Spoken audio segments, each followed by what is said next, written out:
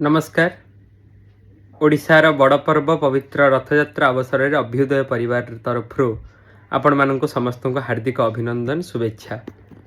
यही रथयात्रा अवसर में मन पड़ती उत्कल घंट जदुमणि महापात्र। तांकर रचना जो अपूर्व चौपदी रीतिजुगीय शेष समय से रचना करिसेंती महाप्रभु को व्याजस्तुति छल ओजशील भोजगज से ही चौपदीर शेष भणिता पदटी अत्यंत चमत्कार। जदुमणि कलम करुछंती पात कि मकुट श्रेणी शिरोमणि जदुमणि चित्त तिले देई न पारिब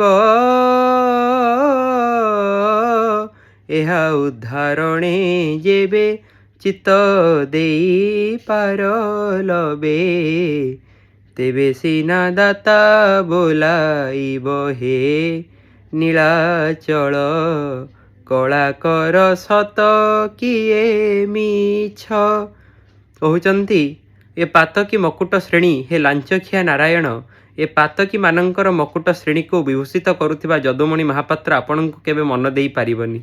किंतु आपण जदि ताठारो मनर आशा न रखी केवल जदुमणि महापात्र निमंते टिकी आड़ दृष्टि आपण चाहिदेबे ताहले जदुमणि महापात्र मोक्ष पाइजिब। आम समस्तंकर मतगति तो या आम समस्ते साहित्यर छल आलोचना करुथिबा कथार या ही शिखिबा।